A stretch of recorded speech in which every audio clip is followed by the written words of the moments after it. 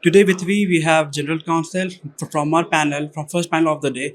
We'll talk about some impactful, insightful questions regarding the industry, regarding the impact, regarding incorporating what can actually impact the industry in very much extent. Please, sir, can you please tell us about how do you perceive incorporating AI into the legal operation and what's your views on it? First of all, thank you for giving the opportunity. I'm a legal counsel in Jio Financial Services, and to the extent of Gen AI, I would like to say that it is a lot of talk of the town, and the way it has to be embraced, we have to be careful in terms of the result which it will produce. For example, as you are aware that there is a hallucination which Gen AI can also develop, and for that one has to embrace it gradually and verify the information and content which is the output on the prompt given by the user, and then release it without taking it as it's the way it has been shown. And sir, how do you see about the compliance cost? Is it a cost or investment in the long run?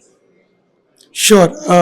So I take it that it's more of a investment, because compliance only helps us to stay protected within the guardrails of legal and compliance regulatory regime.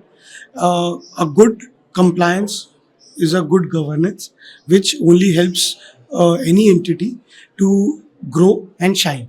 So, a right balance in compliance investment is a right way to tackle the cost around compliance.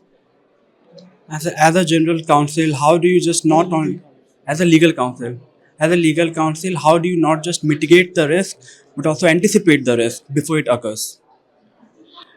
Mitigate the risk.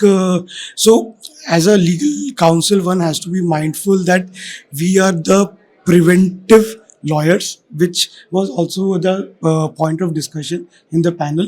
That preventive lawyers is a need of an hour, where we devise a strategy around a scenario which can fall apart and become a problem. So, to prevent that, you have a policy practice in place which helps you to ensure that the problem does not become big, then it becomes difficult to tackle.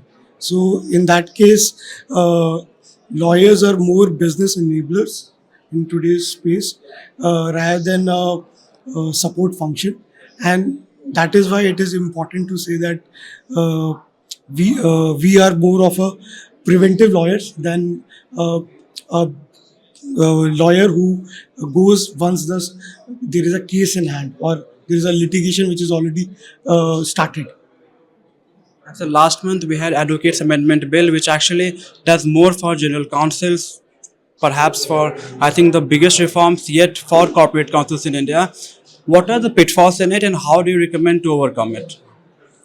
So, very good point you have brought in.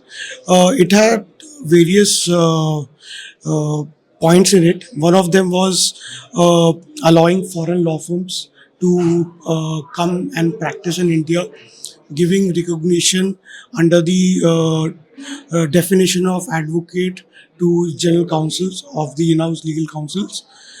uh, then having a center government role in the bar council and the state council. Now, to the extent, I feel that this law would be basically a new era law, given the fact that Advocates Act requires little deliberation uh, from the other, and to be in line with the other sectorial professional bodies, and to ensure that uh, it for each, like, initially Advocates Act came in 1961, and now we are looking to amend it in the era of 2025. So with the growing challenges, with the growing needs, one has to see it from that standpoint, how it can address the current challenges and how it can bring out better for the legal fraternity as a whole. That's my And so, your comments on the event, your experience, and your suggestions, which we can have. Thank you. So overall, the experience was amazing.